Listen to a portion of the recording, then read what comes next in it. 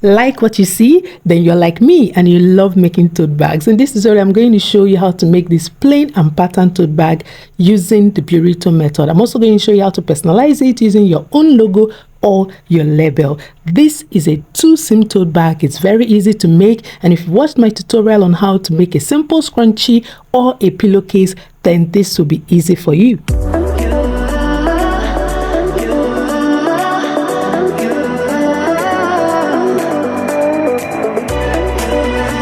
Hey lovelies, it's Annie with Annie Marie. If you're new here, you're welcome. Do well to subscribe to our channel, and if you're a returning subscriber, thank you so much for your continued support. We're using this beautiful African print for the pattern part of our tote bag, this particular canvas fabric to create our logo or our label. We're going to be using this waterproof material for the inside of the tote bag as the lining, and this canvas fabric for the outside of the tote bag. We're also going to be using this white canvas fabric to cover this braided nylon webbing for the handle. Every measurement will be found in the description. Everything right here are all we need to make our beautiful tote bag. Now let's go over to our sewing machine. I placed the waterproof fabric and the canvas fabric wrong sides facing each other, and I'm going to be using water inseam allowance to sew down the sides, okay? And I'm going to maintain that quarter inseam allowance, okay? So sewing down the 4 sides is going to make them one, okay? It's going to make them one piece. Now, if you don't have a seam guide, you can actually use a water inseam presser foot, which is exactly what I'm using right here to maintain the same seam. You can also use the markings on your sewing machine needle plates to help you out, okay? So I'm going to sew down the edges now. Now that I'm done sewing up the waterproof lining and the canvas fabric, they are now one piece. You can see it, okay? So I'm going to fold it up and keep it aside to proceed to the next step. Here I used canvas fabric to cover up the nylon braided webbing, and I'm going to be using quarter inseam allowance to sew down both sides of the strip. Now you can actually do otherwise, all right? You can use your bare nylon webbing just the way it is to make your handles, all right? You can actually use contrasting colors too. The most important thing is color coordination, all right? You need everything to be aesthetically pleasing to the eye. You need it to be well color coordinated and look beautiful, okay? I could have used a lilac colored or braided nylon webbing. I could have used a purple colored braided nylon webbing. It all depends on what I wanted, but I wanted the canvas fabric to be the same as the body of my tote bag. It's just something I wanted to do. I could have actually used the same African print, all right, to make my handles, to make my strips. Like I said, just do you. Do something that you know you will love looking at, something that will come out beautiful. In sewing projects, what matters is what will come out beautiful, what will actually look appealing to the eye, what people will love. And if you're sewing to sell, this is very important because you don't want to take something out there that people will look at and be like, what is this? I mean, hello, all right? And especially if you're doing handmade products, it's very important, okay? Now, while working with braided nylon webbings, you have to put into consideration fraying, all right? Anytime you cut the roll, okay? Anytime you cut the strip, there is frayed edges, okay? So you have to work with lighters, you have to work with matches to seal up the edges. That is why I had to use this canvas fabric to cover it up, because I didn't want to deal with matches, I didn't want to deal with lighters, okay? Once you light it up, that particular edge is going to melt a little bit and glue up together, sealing the edges. It's not going to fray, okay? But using the canvas fabric to cover my webbing, it means I don't have to go through that process. All I have to do is to stitch it closed for a neat finishing, and that's it. Now for that clean edge, when I get to the end, I have to bring down my needle, raise my presser foot, swing it over and stitch it close, okay? I can go back and forth twice or 3 times to seal it. Then I'm going to raise my presser foot, bring out my needle and cut off the extra thread. And now my strips are ready. Remember, there are 2 equal strips, okay? So now let's keep it aside and go over to the next step. Remember I told you that this is a 2-seam tote bag, right? And we're going to be using the Burrito method to sew it. Now, this is one of the steps. The first thing we're going to do is to place these fabrics right sides facing up, because we're going to be combining everything now. We're going to be combining our strip, the African print, which is the opening or the edge of the tote bag, with the body of the bag, and also the handles, which is the strips. Okay, now this fabric is going to lay right side facing up, okay, and the tote bag will also lay right side facing up. What I mean is the African print is going to be under it, right side facing up, and then the canvas fabric will be right side facing up. Okay, so the wrong side of the fabric will be laying on the right side of the print. Okay, now we're going to be using our tape to measure 3.5 inches from the edges, okay, from both sides of the fabric. But first of all, we need to fold it over to get our center point. Okay, you need to get this right because you want your handles to be equal at the front and the back of your tote bag. Okay, you don't want a situation where one handle will be going north and the other one will be going south. You know, it's crazy when it's not uniform. Okay, so fold the tote bag properly, get your center, then we start measuring from both edges. For people to be able to carry it, what I mean is someone that is big and someone that is small, then you need to be mindful of this particular measurement. Now, if you want people that are big to be able to sling it over their shoulder, then you have to reduce this. I'm using 3.5 inches from the edge. You can make yours 3 inches so that the width, the distance between both strips will be bigger. All right, I've not done anything less than 3 inches from both edges, but you can try 2.5 inches if you want it to be really wide, but I don't think you want it to be too wide. But this also depends on the size of your tote bag.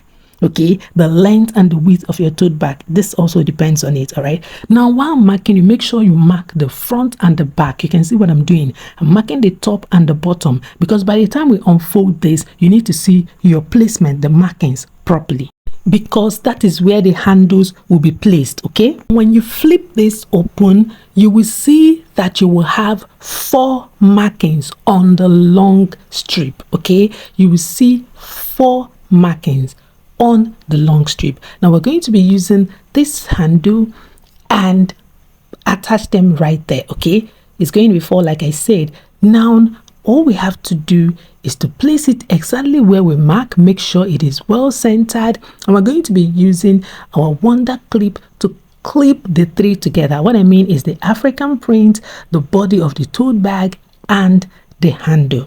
Okay, you can see what I'm doing right now. This is exactly the way it's going to be placed. All right, but I think I'm going to be flipping it the other way so that you will see how I'm going to place this handle. Now this handle is going to go like this. You don't want to twist this strip when attaching it. This is because by the time you sew it, it's going to come out twisted. You see the way I folded it right now? That's exactly what you're going to do.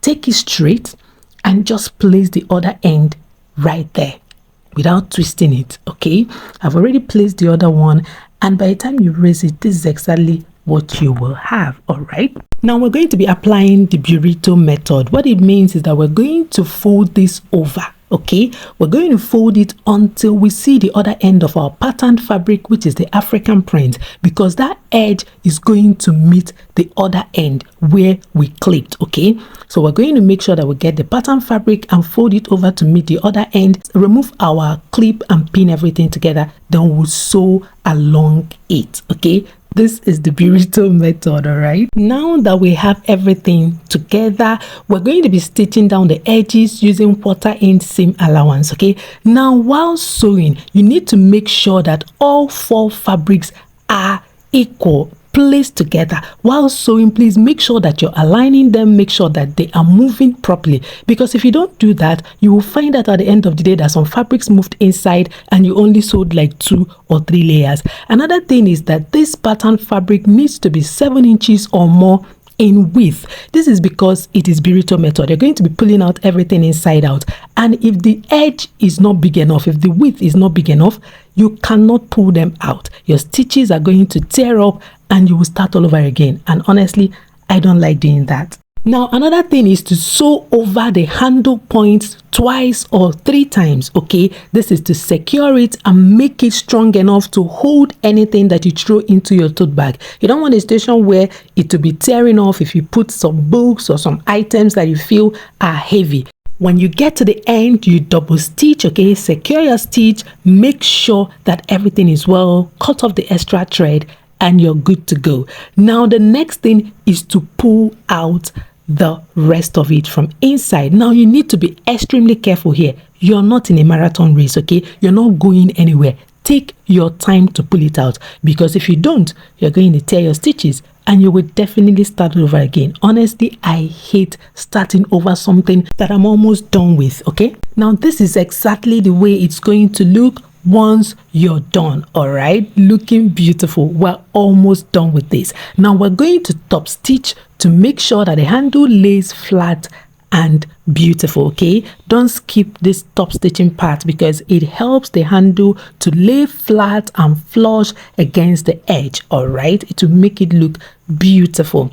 Now, this extra fabric you're seeing right here is because I had an initial measurement, but I decided to reduce it. So I cut off the canvas and the waterproof lining, but I didn't cut the African print, okay? So I'm going to cut off that excess while I sew on it. I'm still going to maintain 1/4 inch seam allowance, okay? So let me go on now to sew the top stitch. Now I'm done sewing the top stitch. I'm pulling it out. I will cut off the extra thread and we will see how it went. I mean, this is already looking well put together. Now remember, I told you that this tote bag is a 2-seam tote bag. You will see what I mean as we go. All right, I mean, looking at it, this is the time for you to do any ironing if you want to do any ironing before we stitch it closed. I will be stitching this with French seams, okay? So I'm going to fold it wrong sides facing each other. This is because I want my inside to look beautiful just the way the outside is going to look, and we're going to be using 1/4 inch seam allowance to sew closed the edges. I didn't want to use overlock stitches. I didn't want to use zigzag stitches. I just needed my inside to be neat. With my wonder clips holding the edges, I'm going to be using 1/4 inch seam allowance to sew down the remaining seams. Now, if you look at this bag properly, it has 2 open seams, and that is why I called this tote bag a 2-seam tote bag, okay? This is the first seam that I'm closing in now, and then when I swing over, I'll be closing in the other seam. Now I'm going to sew the 3rd seam, which is already closed, because I'm using French seams, all right? And I need the inside to look even. If you're not using French seams to complete this bag, you just have 2 seams to sew, all right? And that's just it, okay? So I'm going to sew it and we are good to go. I am loving this bag already, believe me. Now, before you sew closed this bag, make sure that you add your custom label or your logo 1.5 inches to 2 inches below the patterned fabric, okay, below the edge of your bag. All right, it needs to be on the body of the bag and it will really look beautiful. You can use an edge sewing presser foot to attach your label or your logo fabric. It makes it easier. Now that the inside of the fabric is good to go, all I have to do is to cut off the edges as close to the stitch as possible and turn it inside out, then complete our stitch. Remember, this is French seams, okay? So I'm going to cut it off now, making sure that I cut close to the stitches as possible, but not enough to cut the stitch, okay? Make it beautiful. Then I will turn it inside out using 1/4 inch seam allowance. I'm going to sew over it again, okay? Now I'm done cutting it. You can see it is now neat. Then I'm going to turn it inside out, okay? Then sew over the edges again. I'm going to pull out these corners properly because you really need it to be neat, okay, and look square just the way it's supposed to be, or rectangle depending on the shape of your tote bag, okay? So this edge needs to be pulled out. There is actually a tool that you can use to do this, okay? So after pushing it out now, making sure that the edges are good, I'm going to be using my 1/4 inch seam allowance to sew down the sides and everything will look beautiful, okay? So now let me do the needful. All right. Another important thing is while sewing, align this particular seam where the plain and pattern fabric joined together. This helps your edges to be equal. I don't know if you've seen any bag that when you look at the sides and the edges, you find out that one side is longer than the other side, like one side is pulled out. This is the reason. When I'm sewing, I like sewing from here to make sure that it's equal. It's just something I do. All right. And I always use my wonder clips. I mean, if you've been watching my videos, you know how I use my wonder clips. I actually use it more than I use pins. The only time I use pins is if I'm attaching a pocket. Okay, I use the pin to make sure that it stays. Anything that I'm sewing down the edge, it just helps the fabric. All right, I don't puncture it, I don't poke holes inside it. I mean, you can see the insides now looking beautiful. I love using French seams for pillowcases, for tote bags and all that. I mean, look at this. By the time I turn it inside out now, this will look fantastic. Now, if you're somebody that, washes and then you lay it outside, maybe you're not using washing machine or something, if you spread this outside, the back is going to look beautiful. Okay, the inside is looking amazing and the outside is also good. So I'm going to peel out this particular place now and we're done. This is the time you can now iron it out to make it look wonderful. I mean, I love this tote bag already. I really do. Now, while making this bag, I didn't actually attach my label on time. Okay, I finished sewing it before I remembered my label. So using the free arm function of my sewing machine, I was able to attach the label. You can actually use zigzag stitches or satin stitches to attach your label to make it decorative. And there we have our beautiful two-seamed plain and pattern tote bag made using Burrito method. Now you know that you can use Burrito method for not only pillowcases and scrunchies, but also for tote bags. This looks beautiful. I really love how it turned out. So go ahead and make yours and share it with us in our Telegram group, okay? I hope you enjoyed this tutorial. If you did, give this video a thumbs up, share your thoughts at the comment section. Don't forget to subscribe to our channel, share this video to people that you feel need it, and I'll see you in the next one.